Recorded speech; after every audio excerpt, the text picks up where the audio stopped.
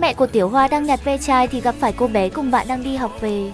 Tiểu Hoa thấy vậy rất vui liền chạy đến chỗ mẹ đứng. Nhưng mẹ cô bé thì không, cô ta sợ mình sẽ làm cho con gái xấu hổ trước mặt bạn bè. Mẹ xin lỗi, mẹ đã làm con xấu hổ với bạn bè rồi. Mimi ơi, đây là mẹ của tớ, nhìn vậy thôi chứ mẹ yêu tớ nhất đó. Cháu chào cô, cháu là Mimi, bạn học cùng lớp của Tiểu Hoa. Mẹ ơi, cầm lấy chiếc dù này đi. Mẹ là người mẹ vĩ đại nhất của cuộc đời con, không có mẹ sao có con, nên con chẳng có gì phải xấu hổ vì mẹ cả. Tiểu Hoa, nay con muốn ăn gì để mẹ nấu cho? Con ăn món nào mẹ làm cũng thấy ngon nên ăn gì cũng được ạ.